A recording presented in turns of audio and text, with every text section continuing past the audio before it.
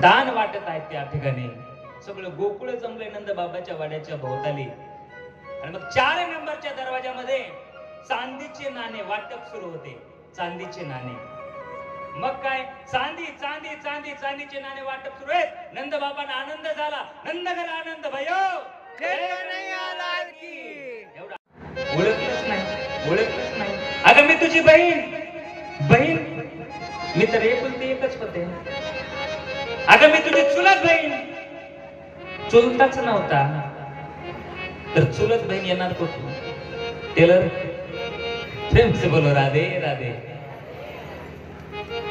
अगं मी तुझी मावस बहीण. मावशीच नव्हती तर मावस बहीण येणार कुठून? विविध प्रकारचे शंका कुशंका मैयाच्या मनामध्ये. कोण बरं असेल कोण बरं असेल कोण बरं असेल. अगं मी तुझी मावस बहीण नाही ना. अगं मी तुझी नाही का मानलेली बहीण. म्हणजे मानलेली बहीण माझ्या कसं काय लक्षात येत नाही. ते नाही का ग तुझा जन्म आणि माझा जन्म सोबतच झाला. आपण बालपणीच्या मैत्रिणी. मग आपण एकदा काय झालं गावामध्ये यात्रेला गेलो. एवढी गर्दी होती यात्रेमध्ये. एवढी गर्दी होती. त्या गर्दीमध्ये तू तिकडं हात सोडलास. तू तिकडं आणि मी इकडं.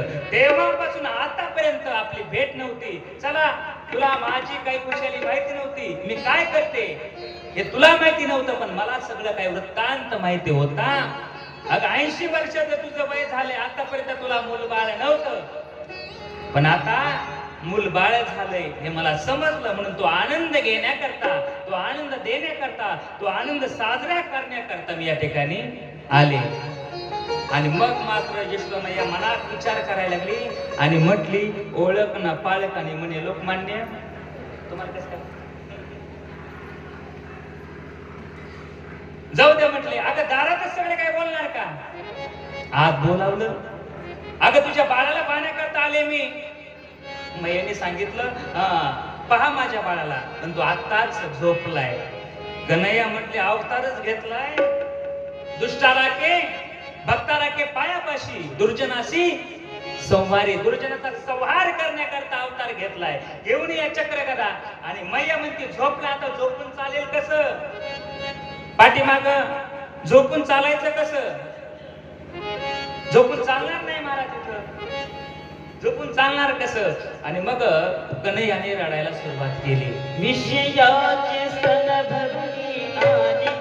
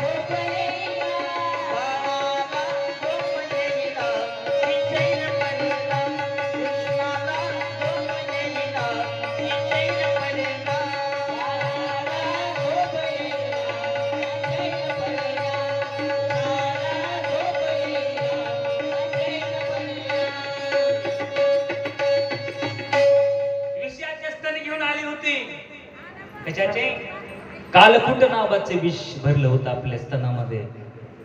विष घेऊन आली होती आणि सांगितलं ए यशोदे अगं म्हटली झोपलाय तू तर रडायला लागलाय. धावत गेली पाण्याच्या जवळ आणि कन्हैयाला आपल्या मांडीवरती घेतलं. मांडीवरती घेतल्याबरोबर कन्हैयाने मात्र डोळे बंद केले आणि ती मात्र कन्हैयाचं स्वरूप पाहू लागली. आता कन्हैयाने डोळे बंद केले आणि डोळे बंद करून काय केलं कन्हैयाने? कन्हैयाने चिंतन केलं. देवा देवा अरे इतर कालकुट नावाचे विष घेऊन मला पाजायला आली. मला मारायला आली.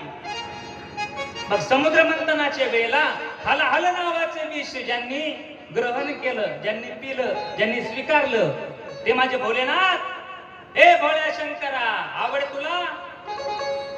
कालकुटी विषाची म्हटली, आता बेलाची नाही म्हटली, हे कालकुटी विष, त्याचा स्वीकार करा तुम्ही. आता डोळे बंद करून प्रार्थना करत आहेत, मी प्राचन करतो आणि बचवण्याचं काम तुम्ही करायचं. परत विचार करायला लागले, अरे ही मला मारायला आली, पण मारायला कशी आली? तलवार नाही घेतली, काही नाही घेतलं, काय होऊन आली? माझी दुश्मन होऊन नाही आली ही. आता मला दूध पाजणार म्हणजे माझी झाली कोण? माता. जी गती मला मैयाला द्यायची आहे, अरे मारायला जरी आली असली तरी आई होऊन आली, म्हणून तीच गती हिला द्यायची. परत विचार करायला लागले, आई पुतना पुतना पुतना म्हणजे कोण आहे पुतना?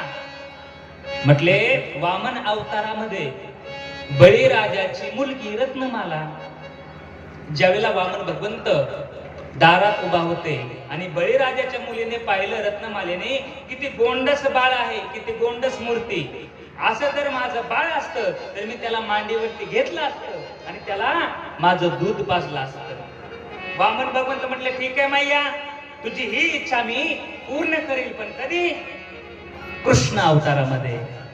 त्याच्यानंतर बळीराजाला वामन भगवंतांनी पाताळात गाडलं आणि ते पाहिले त्यांच्या मुलीने, आणि मग मात्र ती रत्नमाला विचार करायला लागली, मी तर म्हणत होते असं कोंडस बाळ माझं जर असतं तर त्याला दूध पाजलं असतं, पण याने माझ्याच पित्याला पाताळात गाडले आणि याला दूध नाही, याला विषच पाजलं पाहिजे. वामन भगवंत म्हटले, ठीक आहे, तुझी ती सुद्धा इच्छा मी पूर्ण करील, पण कधी? कृष्ण अवतारामध्ये. मग हीच ती रत्नमाला आता पुतना होऊन आली. गोपाल कृष्ण भगवान की जय.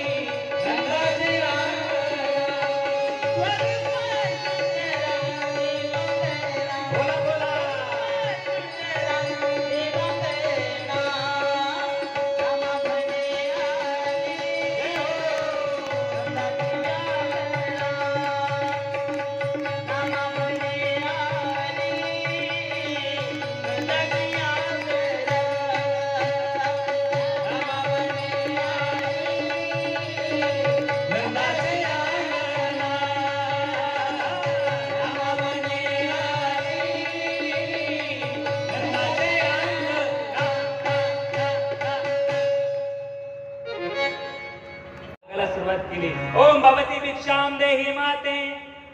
आता लाल नुकताच पाण्यामध्ये झोपलेला होता, मैयाच्या हातामध्ये त्या पाण्याची दोरी होती आणि मैया लोरी गात होती. महाराज झूले रे श्याम झूला झूले, वृंदावन में झूला झूले. आणि मग तिला आवाज आला, दारात कुणीतरी एक संन्यासी महात्मा जोगी आलाय. एका सेविकेला सांगितलं, जा त्याला काही अन्न धान्य देऊन ये. ती सेवेला गेली, भगवान शंकरच्या समोर उभा आहे. भगवान शंकरला पाहिलं, म्हणजे दोघेच्या रूपामध्ये होते ते. बघत अन्नधान्य घेतलं, अन्नधान्य देऊ लागली. भगवान शंकर म्हणजे नाही, मला ही भिक्षा नको, भिक्षा नको. मग तुम्हाला काय पाहिजे? मला तुमचं बाळ पाहिजे, तुमच्या बाळाला पाहिजे. ती सेविका म्हटली, मैया तुझं दारात आलाय ना जोगी, तो बाळाला पाहण्याकरता आला.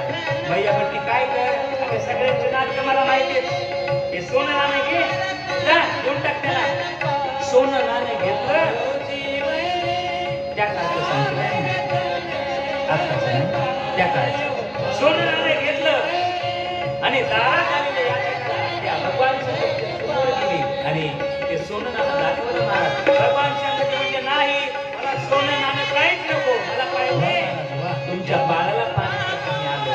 आणि मग मात्र आता मैया खिडकीतून पाहते, बरोबर जोगाचं ते स्वरूप, जोगाचं स्वरूप धारण केलं होतं. गळ्यामधला कुठे गळ्यातच होता. मग आता मैया विचार करायला लागली, हा ती म्हणजे बहीण आहे, बहीण आहे, तुझी बहीण बहीण म्हणून आली आणि माझ्या बाळाला घेऊन गेली. आता हा बाबा कोण आहे म्हणतात, कोण असेल हा? जाऊ द्या, पुढे का असं ना याच्या गळ्यामध्ये मी जर माझ्या बाळाला तिथं नेलं झालं सरपट कसं होईल माझ्या बाळाला, कसं होईल माझ्या बाळाला, मी नाही नेणार बाळाला. शेवटी त्या जोग्याने सांगितलं, जोपर्यंत बोलायला लागेल, जोपर्यंत तुमचा लाला मला दिसत नाही, जोपर्यंत तुम्ही तुमच्या बाळाला माझ्यापर्यंत आणत नाही, तोपर्यंत आणणार नाही. आज वृंदावन पाहिले गेले आणि माझे भगवान शंकरची वाट पाहतात. कोणाची? कन्हैयाची. आशेश्वर भगवान मूल आहे पायोजे श्याम दर्शनाला आशेश्वर भगवंताचं महादेवाचं मंदिर त्या वृंदावन भूमीमध्ये आहे. आणि मग मैयाने विचार केला, चला आता याच्याशिवाय इलाज नाही. का? कारण लाला आता पाळण्यामधला जागा झालाय आणि मोठ्या मोठ्याने रडाय लागलाय. हळूहळू मोठ्या मोठ्याने रडणारा तो लाला, आता काय करू मी, आता काय करू, असा रडायला लागलाय. अनेक उपाय केले.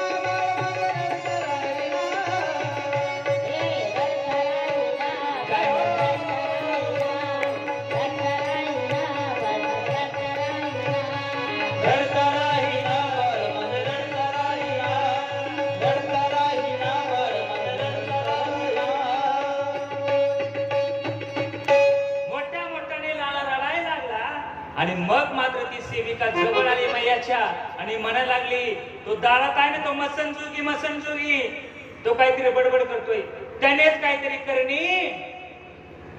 करणी कवटाळ केलं आणि बाळ आता मोठ्या मोठ्याने स्पुंदू रडायला लागलं. म्हणजे आता करायचं काय, आता त्याच्या समोर न्यावंच लागेल बाळाला, त्यानेच काहीतरी करणी कवटाळ केलंय.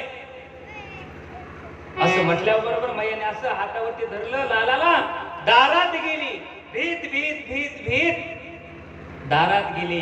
दारात उभे असलेले आमचे भगवान शंकरजी हसत होते आणि लाला रडत होता. बघता भगवान शंकरजीच्या जवळ लालाला आणलं आणि मग लालाने भगवान शंकरजीला पाहिलं. रडणारे लाला आता हसायला लागले आणि हसणारे भगवान शंकरजी लालाचं स्वरूप पाहून आता प्रेमाश्रूनी रडायला लागले. महाराज, हरिहराची भेट त्या ठिकाणी झाली. गोपाल कृष्ण भगवान की, राधा राणी सरकार की, श्रीमद भागवत महापुराण की. एक 5 मिनिटाचा ब्रेक होईल. आठवा, तो आता जन्माला यांना काय माहितच नव्हतं, बेशुद्ध झाले होते. काय झालं?